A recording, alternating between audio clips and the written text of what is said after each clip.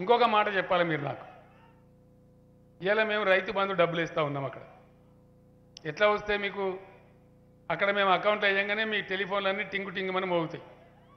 మీరు చూసుకుంటే ఆ బ్యాంక్ అకౌంట్లో మీ డబ్బులు వచ్చేస్తాయి దర్జాగా. మీరు ఏ రైతు ఏ పనికి వాడుకోనో ఒక ఆయన పురుగు మందు తెచ్చుకోవచ్చు, ఒక ఆయన విత్తనాలు తెచ్చుకోవచ్చు, ఇంకొక ఆయన ఎరుగు బస్తాలు తెచ్చుకోవచ్చు, ఇంకొక ఆయన ట్రాక్టర్ కిరాయి కింద వాడుకోవచ్చు, ఏదైనా వాడుకోవచ్చు, ఆయన ఇష్టం. అట్లా ఉండాలనే డబ్బులు ఇస్తాను. ముందు మందు బస్తాలు ఇద్దామనుకున్నాం, వద్దు వాళ్ళకి డబ్బులు వేయాలని చెప్పి నాకు సైంటిస్టులు చెప్పిన తర్వాత నగదు రూపంలో పంపిస్తూ ఉన్నాం. అట్లా వస్తుంది మీకు. మీ ధాన్యం కూడా ప్రభుత్వం కొట్టండి, బ్యాంకులకు వస్తుంది. బీట్ల పంటి మార్కెట్ల పంటి సేట్ల పంటి తిరిగే దురవస్థ ఇప్పుడు లేదు. వారం 10 రోజులలో మీ డబ్బులు వచ్చి మీ అకౌంట్లో పడుతుంది. ఎవరన్నా అదృష్టం బాగలేక చనిపోతే రైతు బీమా వస్తూ ఉంది, 5 లక్షల రూపాయలు వస్తున్నాయి. అవి కూడా ఎట్లా వస్తున్నాయి? వారం 10 రోజులు తిరగక ముందే ఆ రైతు ఎవరు నామినేట్ చేసిండో వాళ్ళ పేరు మీద వాళ్ళ అకౌంట్లో వస్తూ ఉన్నాయి. ఇవాళ కాంగ్రెస్ చెప్పేది చాలా డేంజర్. నేను చెప్పేది కాంగ్రెస్ చెప్పేటువంటి ధరని తీసి బంగాళాఖాతంలో వేస్తే రేపు రైతు బంధు బంద్ చేస్తారా లేక ఇస్తారా? ఇస్తే ఎట్లా వస్తాయి? ఏం పద్ధతి?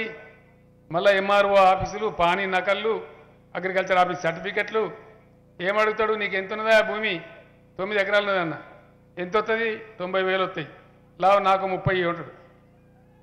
మళ్ళా దళారీ రాజ్యమే కదా, మళ్ళా దఫ్తర్ల పొన్న దరఖాస్తులు పట్టుకొని తిరగాలి కదా. అంటే అంత అనాలోచితంగా ఒక రాష్ట్ర ప్రభుత్వం బాధ్యత వహించి, నేను స్వయంగా 3 ఏళ్ళు కష్టపడి, ఎందుకంటే నేను కూడా కాపోనే, నాకు వ్యవసాయం ఉంది, నేను కూడా దున్నుతా, ఇయ్యాల కూడా వ్యవసాయం చేస్తాను. నేను రైతుల బాధ నాకు తెలుసు కాబట్టి కొన్ని నిర్ణయాలు తీసుకున్నాం. వ్యవసాయ స్థిరీకరణ జరగాలి, గ్రామాలు చల్లగా ఉండాలి, మంచిగా ఉండాలని ఎన్ని నిర్ణయాలు చేసినాం. ఇంతకుముందు చెరువు కింద వారినా కాలువ కింద వారినా నీటి తీరువా వసూలు చేసేది. పాత బకాయిలు రద్దు చేసినాం, నీటి తీరువా కూడా శాశ్వతంగా రద్దు చేసినాం. వాటర్ ట్యాక్స్ లేదు మన దగ్గర. మన పక్కన మహారాష్ట్రలో ఉంటుంది, మీ పక్కకే ఉంటుంది, మీకు తెలుసు. మీ సిరోంచకు పోతారు, మీకు కనబడుతుంది అక్కడ నీళ్ళ ట్యాక్స్ తీసుకుంటారు వాళ్ళు, మన రాష్ట్రంలో లేదు. రద్దు కూడా చేసినాం బకాయిలు ఉంటే. రెండవది 24 గంటలు ఫ్రీ కరెంట్ ఇచ్చుకుంటాం. ఈ ఫ్రీ కరెంట్ ఎట్లా వస్తున్నది?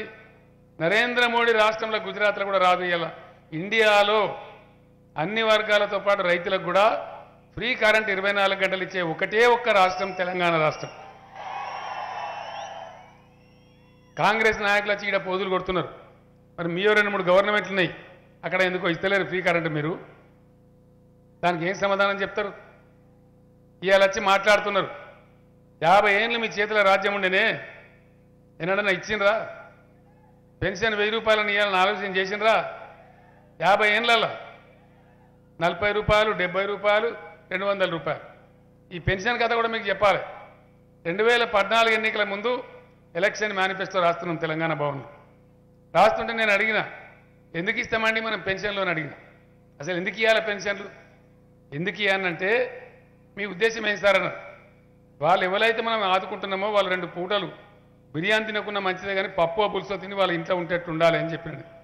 అప్పుడు ఏం చేసినారు చెప్తే ఏమన్నారు? ఉప్పుకి ఇంత అవుతుంది, పప్పుకి ఇంత అవుతుంది లెక్క పెట్టి 600 రూపాయలు చాలు సార్ అన్నారు. నేను చెప్పినాక ఈ పేదోళ్ళ కాడనే కొసరన్నావా, ఒక 1000 రూపాయలు పెట్టమని 1000 రూపాయలతో స్టార్ట్ చేసినాం.